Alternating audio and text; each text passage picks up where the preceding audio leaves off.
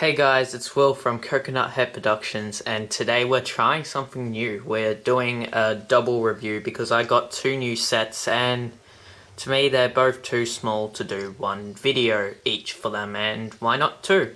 So the first thing we got, and we will review this last, is the C-3PO Star Wars 7 polybag set. In Australia, it was available for like 5 days, I think, not much, and if you spent $30 on Lego, then you get this minifig at Big W. So to me, this is a helpful thing to get than spending $40 on eBay, because now I have the complete Star Wars 7 minifig collection. And guess what, guys? That's going to be my video right after this in a couple days. So it comes with 3 pieces and recommended ages are 6+, and I really do like the packaging on it. So besides that, here is the set I got, and it was the Darth Vader buildable figure. And you can see a giant sticker in the middle, and that's why I got it on discount, because it has been opened before. So you're going, why did I get that? Because it was the last one and it did come with something missing. But you're thinking, I'm reviewing something without a complete. Technically, I'm not. I have the complete build, I just don't have the instructions. So that is a giant bad thing for me. I love collecting instructions. They're something I want to keep in mint condition. So to me, this is... I'm not going to make it try to impact my score, but it might. But recommended ages are 9 to 14. Package number is 751111. Package name is Darth Vader. Here is the front of the box, and if we spin it around, you can see at the back it just comes with some action poses of Darth Vader to show what it's like. And now let's get on with the buildable character. So here is the buildable character of Darth Vader. And you're probably wondering, how did I build it if I don't have the instructions? There's a thing called the internet.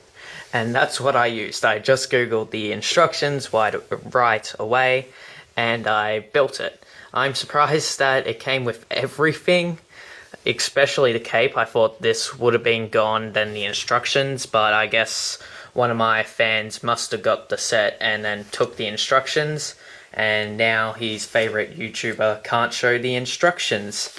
But besides that, let's see a 360 view of it. I really do like the printing. There are no stickers on it, and at the back it's pretty bland, but one thing, you see that, right? I'll zoom in a bit. That there's a piece sticking out and a giant hole in the cape. I am not a fan of that, but I can forgive it because I don't think you would be seeing that anyway. So if you come to the front, you can see that the legs, they have good detailing on them. I don't like these pieces. They just look too slopey to me and too skinny. But I do like the printing on those. And then this is a printed piece. I'll zoom in there so you can see just how good it looks. And then the helmet. Oh my god, is this a good helmet or not? Like, for a piece, I saw the buildable figures and went, they don't look that good. Especially the ones with the faces. Obi-Wan and Luke Skywalker, they look hideous. But this just looks awesome. I love the face. You can see Darth Vader right into it, and it looks good. Now, something in this set that I was a little anxious for, a little worried of how it's going to be like, and it was the lightsaber. And if you're wondering, it is made out of rubber, a soft rubber, and it's tall. Like, this minifig is pretty tall. I'll just get a minifig, so, of my new shelf, and I will do a video on that as well. But there is Kylo Ren, so that's how big it is compared to a minifig. So that is pretty big. But if you get the lightsaber part here, oops, I mean the one at the bottom, and you can connect these hands like this, and now he has it double holded, and I think it looks really good like this. So you can do acting poses of him swinging the lightsaber, and it looks really good. So there's not much else to talk about except the bulb joint showing. I think a lot of people hate that, but if you look at the back, there are quite a lot of spare bulb point joints. Like, apparently this is the best one to everyone who got all of Season 1 buildable figures. I'm not a big fan of like barnacles and stuff. I always give them a shot when a new theme comes out. And this is no exception. I'm not a fan of this as a whole series. This figure I really like. The price point is very, very steep. I will say that. For $50, that's how much they're retailing in Australia. I just find that to be a real big insult in a way. But besides that, this is a great figure. The design of it, I have to give it a 75%. Would have been higher, but just using these pieces, the printing a lot in it is quite a big deal. And the shoulder things I didn't talk about, I really do like those. The playability, I don't see this being played with a lot.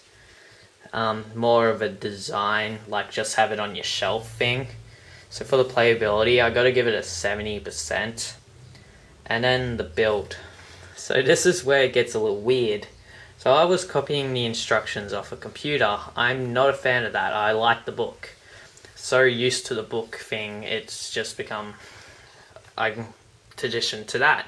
So trying it on a computer, to me, it just felt a little weird. But the design of the torso part was very built up. Like, a lot of pieces started building and building and building together. So very cramped in there. And then you get to the feet and arms, they're very separated in a way. So for the build, I have to give it a 65%. But this isn't just the review we're doing for this video. Now let's get on what I'm looking forward to the most. Here is the last half of the review, and it's what I'm looking forward to the most, so I can have a complete Star Wars 7 minifig Wave 1 collection. I'm going to try for Wave 2 as well. That's not many sets, and then the Finn poly bag, but I'm happy that I got this. I love the packaging, as I said earlier. The stars behind C-3PO, they just look great. I really do like that. But besides this, I've been hanging to open this all day for the last couple of hours. I've had this, and let's open it up. The head's not coming out. There we go. So, besides what I can see, it looks great. It's just not the right color. But we will get into that in a sec. So there he is, and now I'll show you a very close-up of him. So here is the minifig on the minifig stand I used to show off the minifigs. And C-3PO looks great. Now let's get the bad things out of the way first. See the head, it doesn't match up to the body that well, but it's not that big of a deal to me.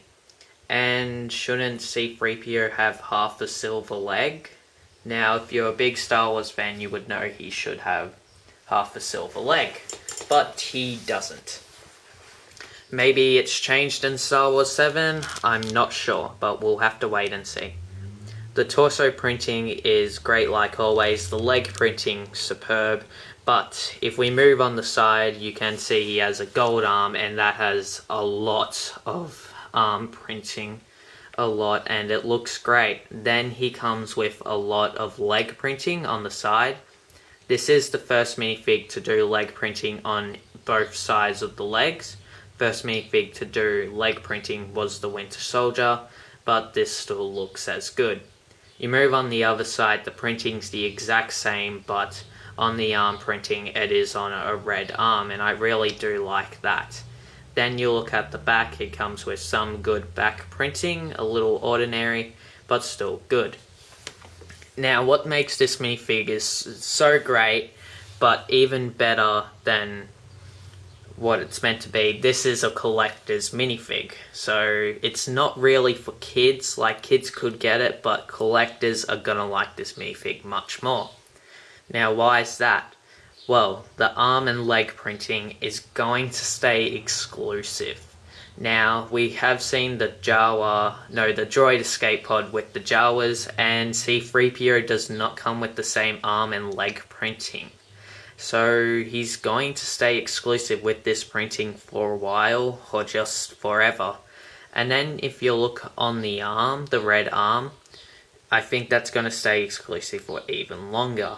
So this is a real minifig for collectors, not for kids in my opinion. So I'm really happy to get this minifig for being a collector of this kind of stuff. But is it a good minifig overall? I think this is the best Star Wars 7 minifig, actually. There are some minifigs I might judge that are a little better, but for printing wise, this is the best minifig. So I hope you liked this review, hope you like, subscribe and comment.